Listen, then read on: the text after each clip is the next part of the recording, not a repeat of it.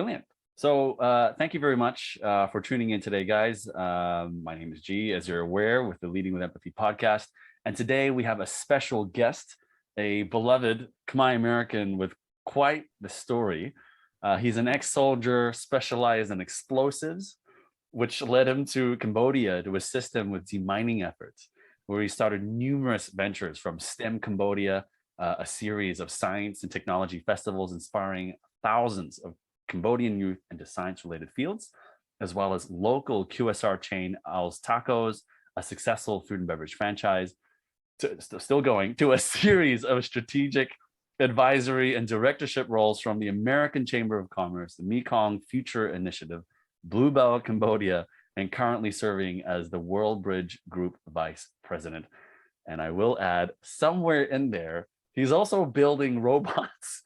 And I've seen some of these, and that happened during COVID, and he was ideating all this stuff. A lot of great things that Alan has been doing for the business community, for the people of Cambodia, and I am just grateful for his time. So can I just start by asking, if you don't mind, how do you do this?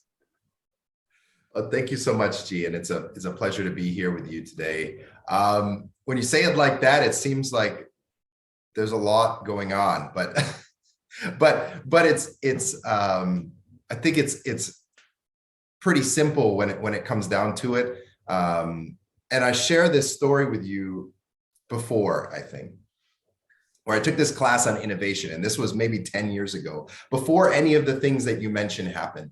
And I took this class on innovation with a professor who studied Silicon Valley and why is this place an innovative place. And what he did is he looked at all the patents that came out of Silicon Valley, and he looked at all these companies, and he made this incredible map. He had mapped all of this, and he realized that the people that were most successful, that had the most patents, that had the most activity, were those that collaborated the most. And I know this resonates with somebody like you, who's a collaborator by nature, who's somebody who wants to involve as many people and pull together people in different projects and use everyone's strengths and help to build the community. And that's exactly what this research had found. And that really sat with me. And I was young at that time, just finished a master's degree, was just trying to figure out what I was going to do and how I was going to do it. And the main message coming out of this innovation class is that in order to innovate and innovate in your community, yourself, in business, you really need to surround yourself with great people and a diverse crowd of people who are positive, who will build things with you, right? And don't try to own things. Don't try to be like the big owner of everything, so that, and keeping it to yourself, right? I mean, ownership meaning like taking responsibility for projects and pushing things and being a driver, yes, right? But be generous with the credit, right? And share it, and be generous with collaborations. Bring people in, because ultimately those things will end up making you stronger. They don't take away from your credit. So all of those things that you mentioned that I have been working on have been possible because I've brought in people to those efforts in some way or another. And all of those are different, actually, how they fit together, how those puzzles fit together. But the common thread there is openness, like openness to have a conversation with somebody when you have no idea that there's what could possibly come of it, when it's not at all obvious the value of the conversation before you start. And I think that's keeping that open mindset is really important for entrepreneurs. It's really important for people who want to build things. If you want to be a builder, and I consider myself a creator, a builder, above all else, and someone who can grow things, right? Because we all have ideas. And you mentioned ideation, and we all have ideas, and ideas are interesting, and great, and we have them, but until we can kind of action those, and we need people to help us action those. Unless you're a billionaire and you could just drop a team on something, most of us need to build coalitions to do those things. So anyway, so it sounds really impressive when you list all those things off, and it makes it seem like, hey, I have all these credits on myself, but really that comes with credits to huge amount of people who are around me doing these things with me, and you can't do it alone. So that would be, how do you do it? That's you can't do it alone. Yeah. That I felt like there was so much sage insight in what you just said in those few minutes, because there was the collaboration aspect, which I absolutely resonate with. And I love that.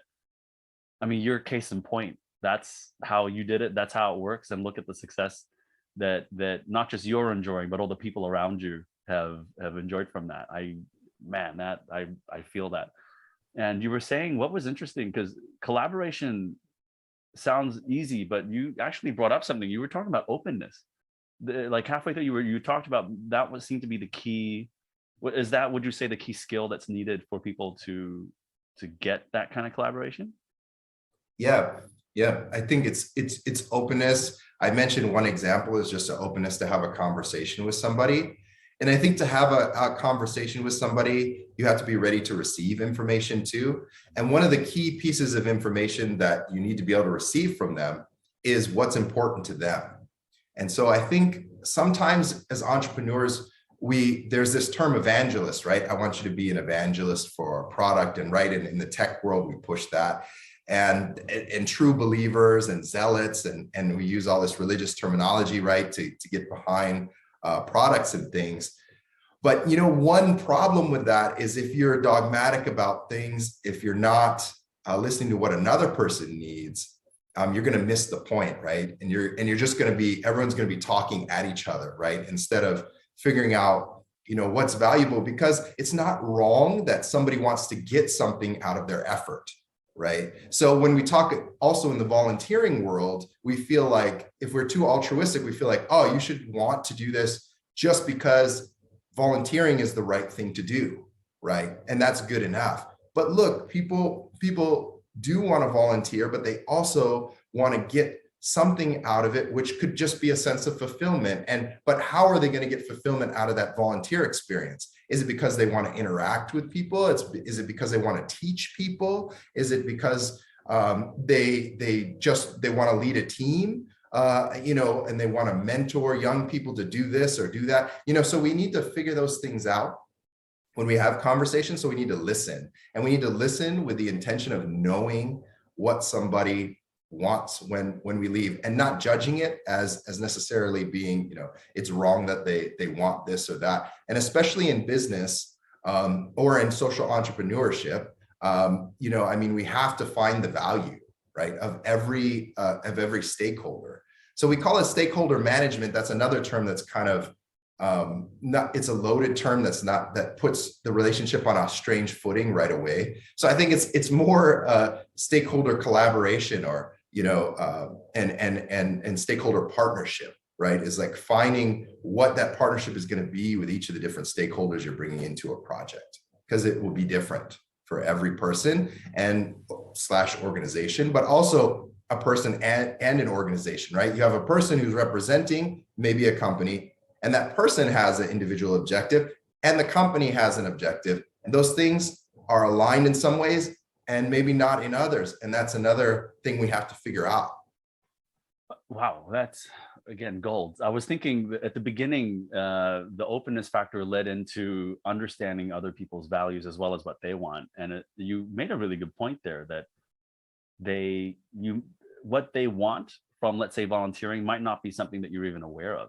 And you mentioned that listening and actually asking them and balance. So how do you balance all that in your head? Like there's a lot of people, with all of their needs and things like that. Like that, from honestly speaking, that sounded a bit intimidating for me. It was like, wow, that's a lot to to bring on board. Do you carry that weight with you though, or how do you manage that? That's a good question, and I'm not sure that it's all done in that front of the brain, right? I think some of that is done subconsciously too, right? I mean, we can be analytical with it, but which we just were in explaining it, but I think that it comes from also the emotional aspect of your relationship with people, feeling if people are responding to what you're giving them, and being empathetic and understanding their cues. about their comfort or discomfort and not trying to railroad them. So everything, I mean, you mentioned AmCham in there too. Yeah. And you mentioned all of these businesses. Actually, it all is consensus building is how I viewed it. And I think that that's where whatever success came from those things that I've done, I think have come through building strong support around what I was doing in the community as well. Even the book is a great example of that, actually, because I mined the wisdom of so many people for that book. It's not just what Alan thinks about this, right? It's what Alan learned from all of those mentors, business people, yourself included, in conversations we would have contributed to that too, right? So some interviews were formal for the book. I did interview people formally, but the bulk of the knowledge came from informal learning, just having coffee with different people and listening to their entrepreneurship story, or their story of being in Cambodia and what they learned, both locals and expats, because that's, I mean, we'll get into all that, but the point is that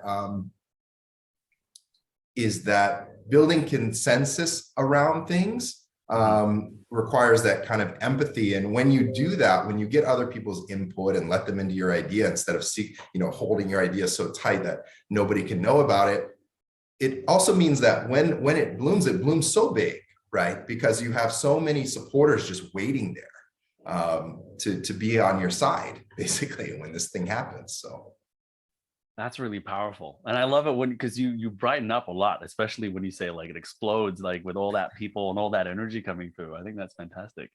So on the topic of the book, so that's great. So I was actually about to ask you next, what spurred you to write this book? Because it's also the point of the interview. So the collaboration standpoint. So what spurred you to write it though? So yeah, what? Yeah, so when I was at the American Chamber of Commerce, right? Eventually I was a board member and eventually elected to be president of the chamber. And at that time, a lot of people ask you for advice, right?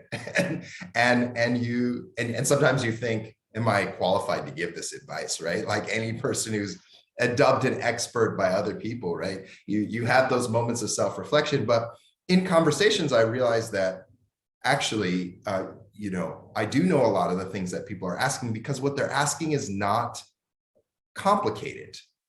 It's not deeply technical. It's not those things that people worried about, right? Because, for example, questions about law, people actually don't ask too many of those questions. That's not the hard stuff for them to figure out, because they hire a lawyer, an attorney to go through that stuff. And that's what you should do, right? Same with accounting. You need to work with an accountant, and they'll figure out all those tax law things and all those questions.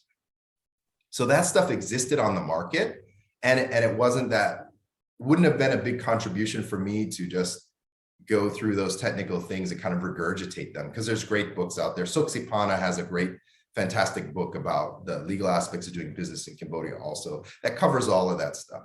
What I found that people were confused about was normal things that had become normal to me over 12 years, right? Or at the time I started writing, over 10 years, which were how to behave, how to understand the nonverbal cues and the contextual things that were happening around me.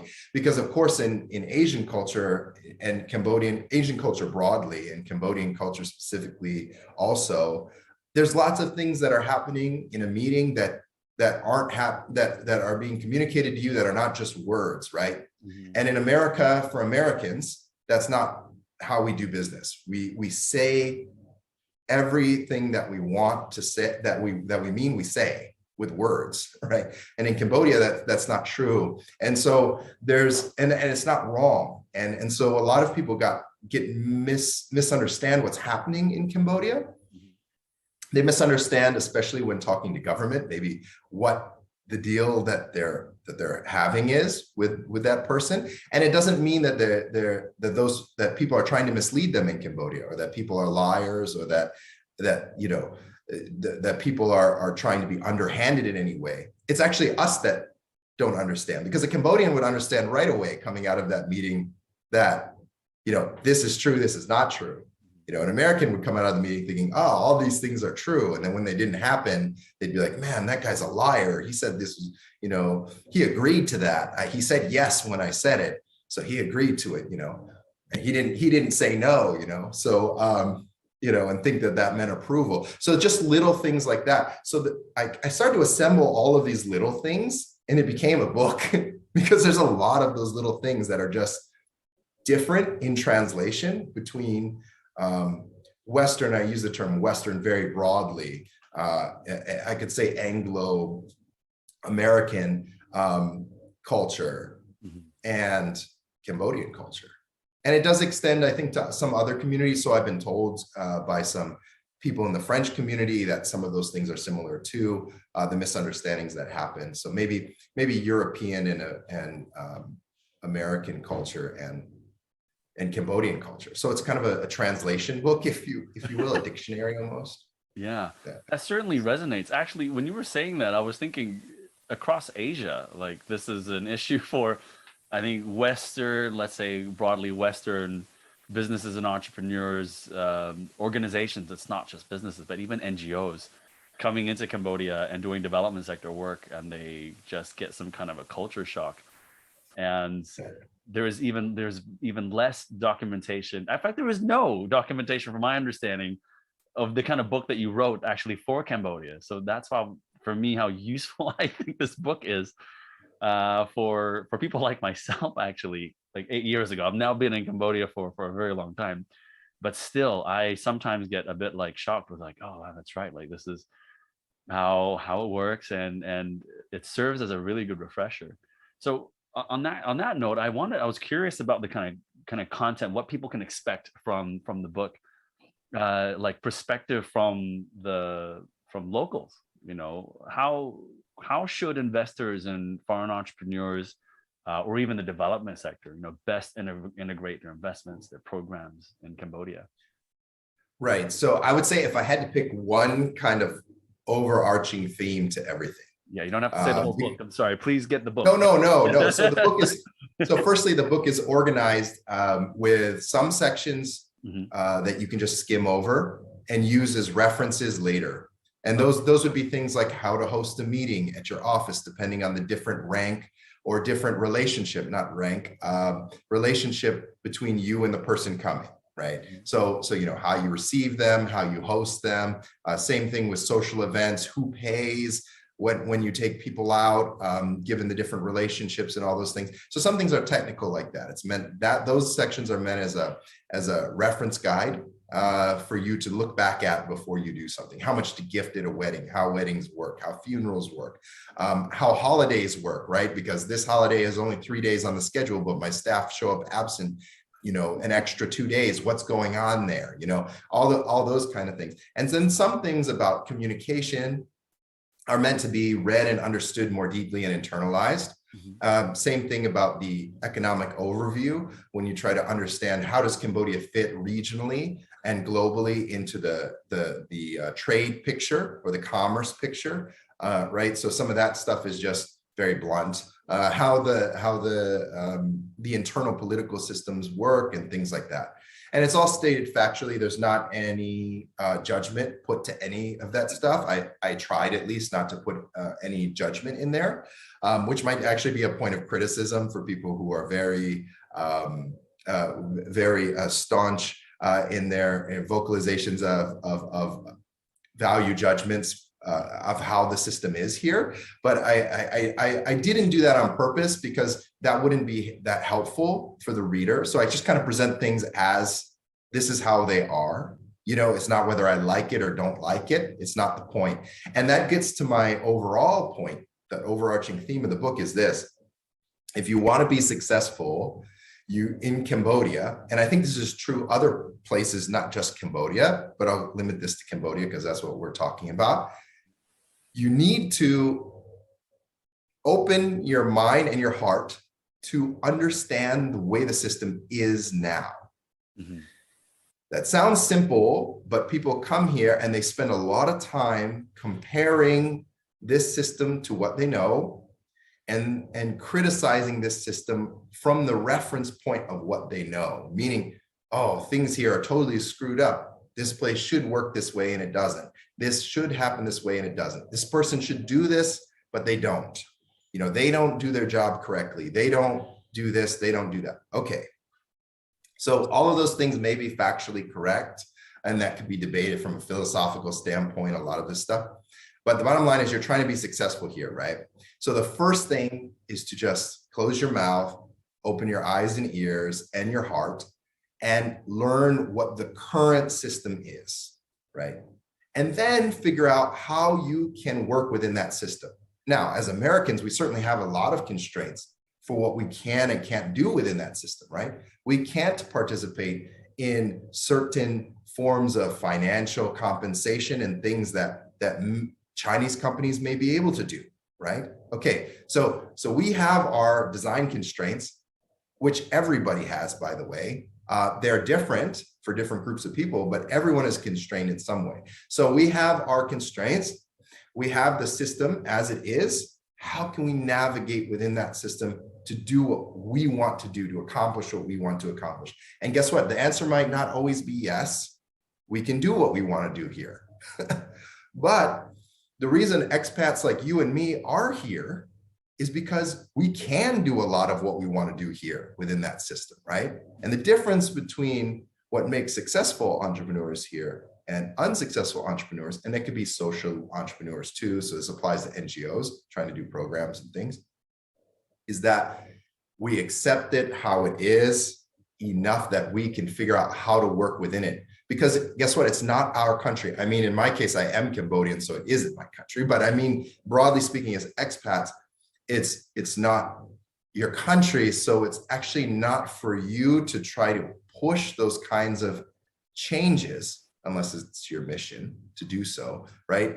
And as a business person, it's really probably not your place to push certain changes. Of course, they relate to your business and your industry and policy, yes, and we can set the example, right? And that's the way we can make change, right? We can set the example for being the best kind of employer, right?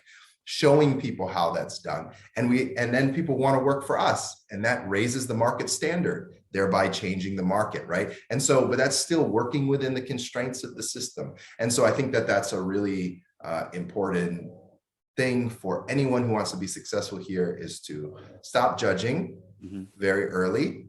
You know your values, so don't be threatened when you see values different than yours, right? Because you know your values and you're going to abide by your values. Somebody else can have, different values as long as it's not touching your nose, right? And as long as it's not something that's, morally reprehensible to everybody, like slavery and things like that, right? So I think that we can figure out those things as Americans here, as Westerners more broadly here, to work within this system and be successful. Wow, that's a very powerful It's a content. lot. No, that was good, but there's a lot to process for me as well, because I was also thinking what came up was the mindset aspect, because the content that you've got in that book are tactics and activities and advice that people can do. They can learn, they go and take action on. And it answers a lot of questions for them, like what to do in meetings and things like that.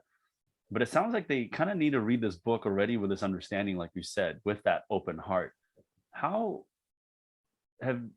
Did you have a journey for yourself where there was a conflict of values as well? Or maybe there are friends or colleagues that you've worked with and had to advise? Like, what would you say to people that have just come and when they go through that internal conflict, how would you advise them to go through that?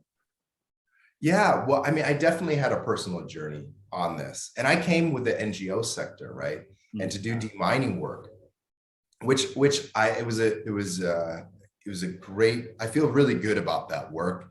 It's really important. Can I just say, in truth, there, a lot of people felt really good about your work doing the demining efforts in Cambodia. So, thank you from everyone. So but I mean, I got paid, and I did so it's not, it wasn't altruistic in that way, right? I mean, it was that I wanted to use my skills from the Army for getting rid of things that killed people. Like, that did matter to me, of course. But at the same time, I mean, I got paid. I lived a good life here as an expat at that time too, right? And so that is what it is. No, I think what I say in the beginning of the book, and it's harsh, right? But I say, Cambodia doesn't need you, just like your country doesn't need you. Like Cambodia will continue to function with or without you, just like your country will continue to function when you're here in Cambodia, right? So I think that we need to all as people just have a certain level of humility, right? That look, what we're doing can be great. It can help society and all that, but it needs to start with the fact that we're not necessary here. Meaning like we come here and we, sometimes as NGO workers and we feel very righteous about the work that we're doing.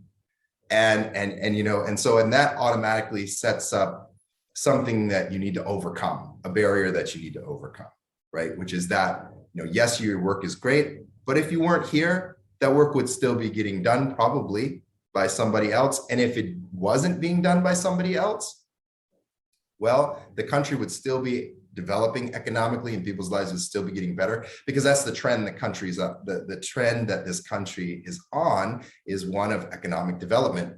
And that's largely due to the fact that, it started at a very low point and it needs to continue to grow. And it's also due to, economic policy that's, favorable here, and it's a great business environment and a lot of things like that. But it's just to say, don't think you're so right in everything that you're doing that you can't accept what other ways of doing things. And so I think we just have to start at that point, if we want to be successful. Yeah. Were there certain things that you did that helped with dealing with the stress or dealing with the conflict that you were feeling? One thing is you need Cambodian friends. So that sounds like a strange thing to say, right? But I think anytime we're insular as expats, we start to get in this like, negative cycle of they're doing things wrong and we're all doing things right. And so you really need to make sure you don't, it's called the expat bubble, right? People say you live in an expat bubble, but I think it's way worse than that. Normally when people say that, they mean, somebody's living they're living a foreign life within this land, right? So they're living at this really high standard and their friends are all expats and this kind of thing. But I think it's more insidious than just their lifestyle, right? Because you could criticize that lifestyle. People have lifestyles you might criticize back in your home country too, right? And so, but I think it's more insidious because it sets up that us and them dynamic. And I mentioned that in the book in terms of company culture also. It's like, make sure you don't distinguish between expats and locals in meetings, in extracurricular functions. Even, I know sometimes we have to do it on pay because that's market practice, right? Pay and benefits package. So sometimes we have to do that because that's what we need to do to attract talent. And in the private sector and NGO sector, we just have to be practical about that. But socially, in your company culture, you need to break down as many of those barriers as you can. And so in our lives, we also need to do that. We need to have Cambodian friends when we're here, because when we make those personal connections, we can understand those other points of view much better. That's such a powerful tip. Is that in your book? Yes. Yes. But again, that's super simple, right? Like it seems obvious. You say it, everyone who you'd say that to would be like, of course. Right. So the book is not that not that the book is like some, Confucian wisdom or something like that, right? It's all practical stuff. It just takes time to sink in. And so I put all those things that take time to learn and sink in as lessons, and kind of they've been distilled for me over 10 years. So I put them on the page. That's what we're looking at. Can I just say though, that even though that sounds, because it does sound super obvious, but it's not something top of mind. You don't go to a bar and go, I'm going to look for one Khmer friend. Maybe some people might do that if they're very action orientated, but for some reason, like for me, myself, that wasn't top of mind. I happen to make Cambodian friends because of my nature, but and I also know people who didn't, who really were in silos and just echoing each other's opinions about how terrible things this were or that were. And I was thinking, this is really bad. Actually, you're I think almost coaching yourselves into a spiral there, you know, and then you leave with a sour taste in your mouth. And for me, it's a disaster, because you come, you invest, and you do all these things, and you fail, and you quit and you leave. And for me, I think that is a sense of failure, especially if you didn't learn the lesson. So on that note, where, I mean, this book sounds great. So where can we find it? Where can people get this book? Oh, thanks, G. So it is available on Amazon in markets that have Amazon. So in most markets where there's Amazon available, you can buy the paperback, or you can buy the Kindle version. And actually, right now there's a promotion I'm running, because we just launched, where we're participating in Kindle Unlimited. So if you subscribe to Kindle Unlimited, you can have the book at no cost. Actually, you can read it on the Kindle bookshelf for no cost. If you're here in Cambodia, you can buy it at Monument Books.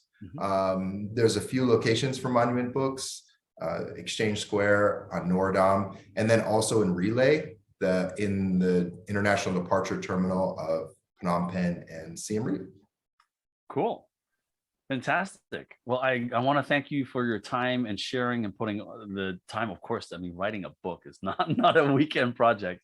For some people it might, but it sounds like all those conversations was like a decade plus of just conglomerating all that wisdom into one book. So from my perspective as an entrepreneur, I want to thank you. I think someone needed to put it together, and I'm glad it was you. Yo, thanks so much, G. I appreciate it. Thank you.